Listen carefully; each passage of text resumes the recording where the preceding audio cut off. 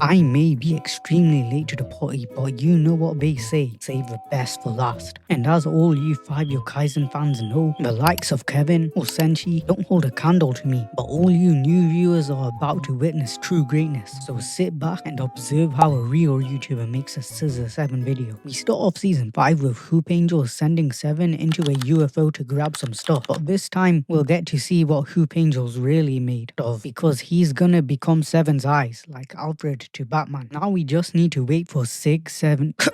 Sorry, I won't do that again. Where was I? Now we just need to wait for 7 to reach the hideout in his speedboat. In order to speed things up a bit, he flies at Mach 20 speed to the top of a hideout using the bin bag method. But there's a lock blocking their way in. After Hoop Angel eventually guesses 7's age correctly to stop him getting slimed, he nonchalantly evades all the booby traps like a pro, or a naive fool who just exited the back door. But it's okay, they figured out the next level was below them. All 7 has to do is solve this puzzle whilst poison fills the room. And if you know 7, then you know this could be the last episode of Scissor 7 because bro's missing a few brain cells. Hoop Angel carries again and gets 7 to the next level. And 7 was just about to have an insane fight with this legendary Pokemon, but he cock-blocked us instead by taming it into helping him. In front of 7 is that giant alchemy door, so he crosses the bridge to perform a transmutation, but almost gets his dick cut up by the Grim Reaper himself, who then pressures him like crazy. But then Hoop Angel clutches up by using 1% of his power to heal 7's shoulder blade. 7 and the Grim Reaper are going band for band, and I bet this is how Jake imagined him versus AJ going down, if AJ followed the script. But for real though, these guys are having a straight up Kongrasaki clash. But 7 wins the trade when he grabs the Reaper sword and stabs him. And to make sure 7 really wins, Hoop Angel comes in clutch with the assist, and just before the Reaper clocks out, it morphs into multiple faces and rambles on about the past. So 7 uses his new dagger to open the door, and then past 7 walks past him and whispers something about his man bun making him look like a soccer mom, and then everyone wakes up by the fire. Now I don't know about you guys, but I was pretty confused when this episode started, and 7 kept getting slimed trying to go into some random building for no reason, but I understand it now. At the end of season 4, 7 and Hoop Angel were performing a ritual which involved stripping and holding each other's hands whilst everyone watched them. At first I thought they were doing this for the fun of it, but I guess I was wrong. But at least it looks like 7 can use that sword now. I wonder if he got his memories back. He's still behaving like he belongs on the special boss, so I genuinely can't tell. He tries to aura form in the sunset as well, but then Daibo and Hoop Angel jump him. And to be fair, everyone else couldn't tell if 7 remembers anything either. Can I just say that this realistic dog doctor is killing me. Bro's mannerisms are always hilarious. Like, why are we prescribing 7 antibiotics? It just catches you off guard. But yeah, the doctor explains the memory poisons left his body, so 7 just needs to encounter stuff from his past to regain his memory now. And the good news is that the girl with cancer confirmed the people on Chicken Island are safe, so 7 can go back to John Woo to save his girlfriend. But before 7 does that, he needs to protect these kids from getting kidnapped to Epstein Island by Stan. I guarantee you one of those two paid top dollar to get themselves redacted from the Epstein files. This doesn't change the fact that our childhood hero Winnie the Pooh was caught. It really makes you question who can you trust. But it's okay, I can be your new hero. I will never lie to you. I will only provide you quality YouTube videos sometimes. So subscribe. Where were we? All Stanians are kid diddlers, including the Prince of Stan. He's not beating the allegations of all that quality time he's spending with the cancer child. But back to the action. 7 noticed the Stanian's white van before Hoop Angel, which is very promising because as we know, Hoop Angel is him. So 7 attempts to slime the Stan duo because of his memories, but Hoop stops him after he disposes of this child. So Hoop's lectures 7 and the father tries to interfere again, so 7 snaps for real and erases their van. But what we didn't realize was that the real 10 out of 10 fight was starting right now because Hoop Angel's gonna humble 7. 7 tries to speed blitz Onk, but he grabs 7's sword with his dragon claw. So 7 slices off Hoops, but gets punished with Hoop Angel's chancla. This fight is really cooking, but it's at times like these where we need to take a step back and ask ourselves, what is Hoop Angel's backstory? At first glance, it seems like he's kinda homeless, but not only is he OP, but he also has a mansion in Jeonwoo. Having a house in the big 2025 is a huge deal, let alone a mansion. So I really need to know bro's lore. So let's keep it stepping. Hoop Angel uses his gold, and then Seven quickly reacts by socking Unk with the sheath, and he spams all the shards straight at Unk. But Unk swirls it back swiftly and makes Scissor question what will he use this power for. And we all know that animation is cooking right now, but it goes even crazier. I wonder what the budget for Scissor 7 is, seriously, and how big of an anime is it really in China, and just in general, because it's ridiculous how goated the animation is compared to these other animes. Moving on, Hoop Angel pauses the insane animation plus 7 sword with his toes and lectures 7 about how if he uses his power for evil, then he's getting spanked with the sandal for hours, and 7 continues to fraud Max by stabbing Unk's hair mid-lecture, but this was just to distract Unk from the fact that there's 1,000 shots pointed towards his back, and at this point all the babying Hoop Angel has done has worn him out, so he needs to end things quickly with his super attack.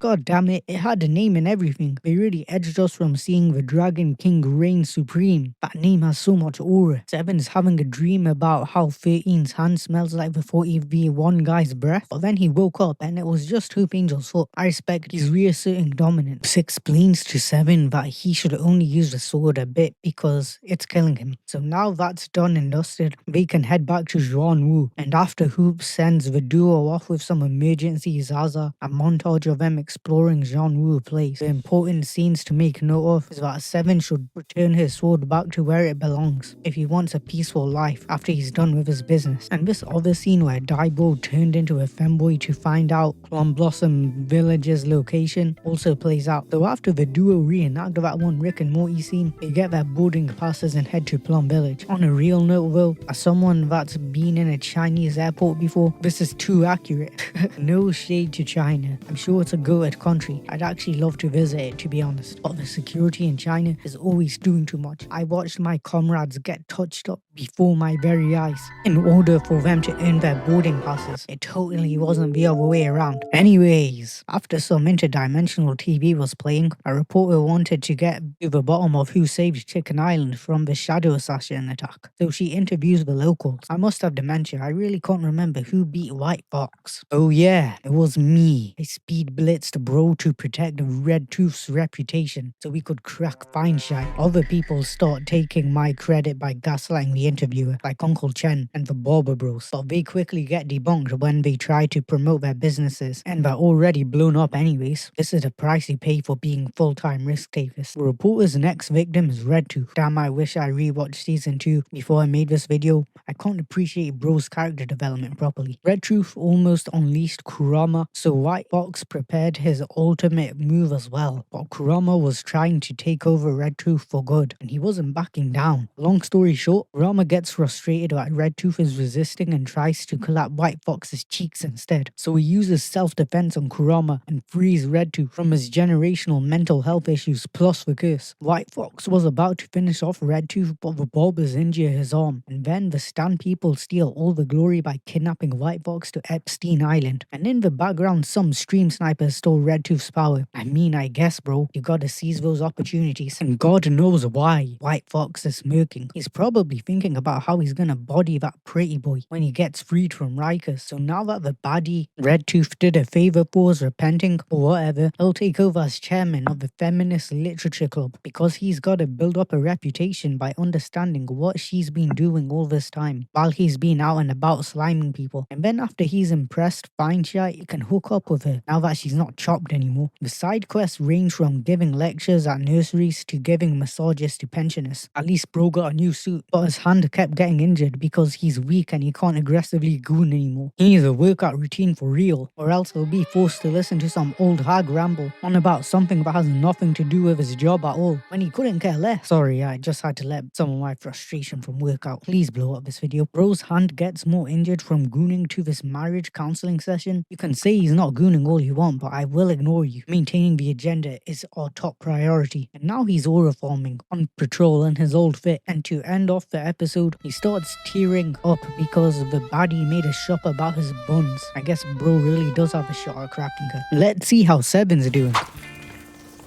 This is what happens if you don't upgrade to business before boarding a sword, but it's okay. Daibo unleashed with his Glock on bro and away they go. I swear all dogs in Scissor 7 are just hilarious. 7 gets scammed so the boss driver can turn up the heat, which he does eventually after he's finished with his Grimace Shake. You can just tell that the boss driver is OP. He's got too much aura. The thumbs up guy is chilling on the sword as well now after getting humbled by a shadow assassin, and he wants to fight 7 to the death. To be honest, I think that shadow killer might have traumatized bro too much. No wonder they had to off-screen him. Shout out to Jason Todd. Thumbs up guy realized he shouldn't be protecting 7 so much because he's probably a chud. So they both do their best to disrupt the boss driver. It gets to the point where they are fighting on the edge of the sword and trying to bust each other's balls. 7 enters the flow state and dodges the first thumb, but he's not good enough, so thumbs up guy gets him eventually, and this activates a flashback. In the past, 7 got bodied by Thumbs Up Guy's master. So the present 7 uses this knowledge to lock in and thumbs up the Thumbs Up Guy's armpit. Getting really tired of talking about thumbs, but you guys don't care. 7 thumbs the Thumbs Up Guy's guts, and Thumbs Up